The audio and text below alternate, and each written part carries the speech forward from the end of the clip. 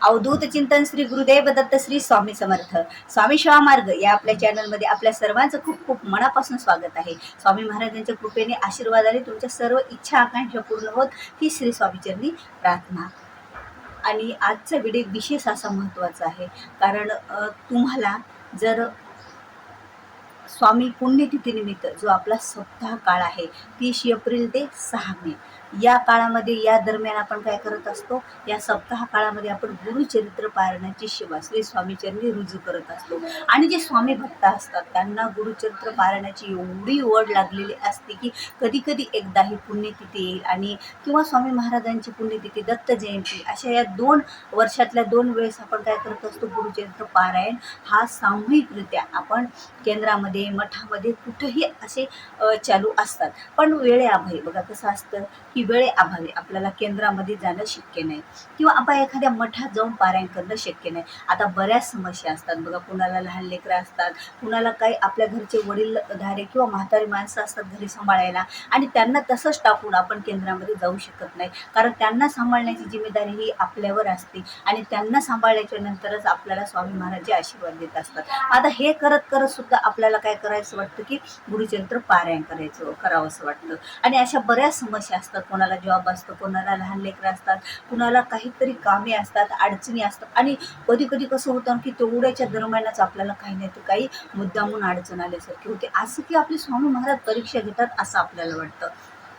मग आपण काय करायचं? आता शक्यच नाही आपल्याला गुरुचरित्र पारायण करण्याची खूप खूप मनातून इच्छा आहे, पण आता काय करणार, आता गुरुचरित्र पारायण करणे आपल्याला शक्यच नाही. मग आता करायचं तर आपण काय करायचं? आता गुरुचरित्र पारायण करताना आपल्याला असं मनात ओढ लागली की मला गुरुचरित्र पारायण करायचं, स्वामीचरणी ही सेवा रुजू करायची.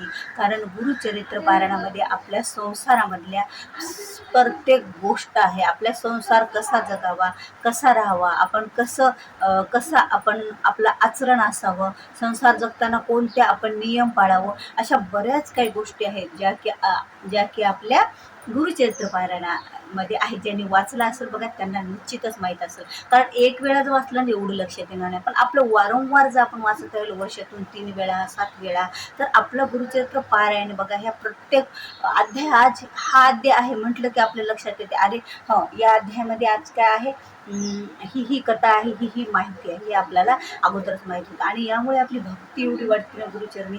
खरंच एक जे आपला जो दुसरा अध्याय आहे दीपकाचा, तर त्या अध्यायामध्ये बघा आपल्याला गुरुविषयी भक्ती कशी असावी हे सांगितलेलं आहे. साक्षात देव आले ना, त्यांना दीपकला म्हणायला की तुला काय वर पाहिजे ते माग, पण त्यांनी शेवटी असं म्हटले की माझ्या गुरुला विचारल्याशिवाय मी वर सुद्धा मागू शकत नाही, कारण माझे गुरु. मग आता शेवटी विष्णू आले, महादेव आले, मग आता शेवटी असं झालं की त्याला वर मागा म्हणून विनंतीच केली, देवांनी विनंती केली काहीतरी वर मागून दे, तुझी एवढी गुरुभक्ती पाहून मी तुझ्यावर काय झालेला हो, प्रसन्न झालेला हो. त्यावेळेला त्यांनी काय मागितलं, तर माझ्या गुरुचे जे आरोग्य आता खराब झालेले आहे, त्यांची जी दशा होत आहे ती कमी व्हावं असा वर त्यांनी मागितला देवांना. आणि गुरुनं तर त्याची परीक्षा घेण्यासाठी काय केलेलं असतं, तसं सोंग केलेलं असतं, ढोंग घेतलेलं असतं आजारपणाचं, आणि ते पूर्णतः बरे असतात, पण तो किती टिकतो आपल्याजवळ, त्यामुळे त्यांनी ही परीक्षा घेतलेली असते. त्याचप्रमाणे बघा स्वामी महाराज सुद्धा आपली परीक्षा कधी कधी घेत असतात, त्यामुळे आपल्याला घाबरायची गरज नाही. हां, परीक्षा आहे, आता वेळ नाही, कसं नाही, काही नाही असं वाटतं, मग त्यावेळेला तुम्हाला एक सेवा करायची बघा. नाही गुरुचरित्र पारायण करणं झालं भले, मग तुम्ही एक सेवा करू शकता बघा आपल्या नित्यसेवेमध्ये. आता नित्यसेवा श्री स्वामी समर्थ सेवा केंद्रातील सर्वांकडेच असेल बघा, अशा प्रकारे नित्यसेवा असते. आणि त्यामध्ये वेगवेगळ्या प्रकारचे ग्रंथ, वेगवेगळ्या प्रकारचे आपले स्तोत्र मंत्र आहेत. आणि त्यातच बघा गुरुचरित्र अवतरणिका म्हणून आहे, आणि ती अवतरणिका आपण जर दररोज या 30 एप्रिल ते 6 मे या दरम्यान आपण ती गुरुचरित्र अवतरणिका दररोज वाचन केली तर आपल्याला गुरुचरित्र पारायण करण्या इतकं फळ मिळतं. पण कधी तुम्हाला वेळ आहे, सर्व आहे, तरीही तुम्ही गुरुचरित्र पारायण न वाचता ही गुरुचरित्र अवतरणिका वाचत असलं तर नाही आपल्याला त्याचा फायदा होणार. पण ज्या वेळेला तुम्हाला तुमची खूप इच्छा आहे गुरुचरित्र पारायण वाचण्याची, पण तुमच्याकडे वेळ नाही, आणि तुम्हाला सर्वांना माहीत आहे स्वामी आपले अंतर्यामी असतात, सगळे देव अंतर्यामी असतात, त्यांना तुमच्या संसारात काय चाललं, तुमचा वेळ कुठं चाललाय, कसा चाललाय हे सर्व माहीत असतं. त्यामुळे आपण ज्या वेळेला आपल्याला वेळ नसतो वेळ नाही, पण गुरुचरित्र वाचण्याची संधी आपल्याला सोडायची नाही. मन कसतरी विचलित होत आहे की माझ्या हातून ही सेवा राहत आहे, तर त्यावेळेला तुम्ही काय करू शकता, हे गुरु या नित्यसेवेतील बघा गुरुचरित्र अवतरणिका तुम्ही वाचू शकता. आणि ही गुरुचरित्र अवतरणिका वाचल्याच्या नंतर खरंच मनाला एवढं प्रसन्न वाटतं, कारण गुरुचरित्रात प्रत्येक अध्यायाचं वर्णन आहे बघा याच्यामध्ये. म्हणजे अध्यायाचं एका ओळीतच वर्णन सांगितलं आणि परत दुसऱ्या अध्यायाचं एका ओळीतच वर्णन आपल्याला थोडक्यात सांगितलेलं आहे. यामुळे काय होईल आपल्याला, आता तुम्ही जर अगोदर गुरुचरित्र वाचन केलेलं असेल तर आपल्याला ती ओळी वाचताना तो अध्याय आपल्या नजरेसमोर येईल आणि आपल्याला त्याचा आनंद मिळेल. आणि त्याचबरोबर आपली तेवढी जी भक्ती आहे, जी श्रद्धा आहे, ती कुठं स्वामीच्या दत्त महाराजांच्या चरणावर रुजू होईल. यामुळे आपल्याला या सप्ताह काळामध्ये म्हणजे 30 एप्रिल ते 6 मे या दरम्यान ही गुरुचरित्र अवतरणिका आपण वाचून आपल्या मनाला समाधान प्राप्त करून घेऊ शकतो आणि ही सेवा आपण आपल्या स्वामी चरणी दत्त महाराजांच्या चरणी रुजू करू शकतो. आणि यामुळे खरंच स्वामी महाराज काय बघत असतात किंवा दत्त महाराज आपले काय बघत असतात, तुम्हाला आपल्यातली भक्ती बघतात, आपल्यातली श्रद्धा बघतात, आपल्यातला विश्वास बघतात आणि आपण किती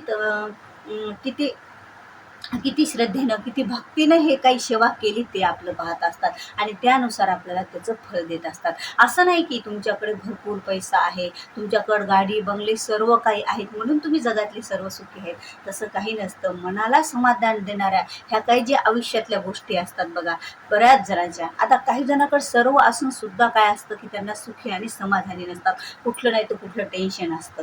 पण काही वेळेला आपली संतती, आपल्या सगळ्या गोष्टी, आपण स्वतः हे जे आपलं आरोग्य चांगलं, ह्या ज्या गोष्टी आपल्याला मिळतात ना, काही संकट असे अलगद स्वामी महाराजांनी झेलून आपल्याला त्यातून मुक्त केलेलं असतं. अशा बऱ्याच वेळा स्वामींनी आपल्याला साथ दिलेली असते. त्यावेळेला आपल्या लक्षात येतं की खरंच आपण जी श्रद्धेतून भक्तीतून सेवा केली ना, ती कधीच वाया जात नाही. स्वामी महाराज त्याची प्रचिती आपल्याला देतात आणि आपल्याला आपल्या दुःखातून, संकटातून, त्रासातून मुक्त करत असतात.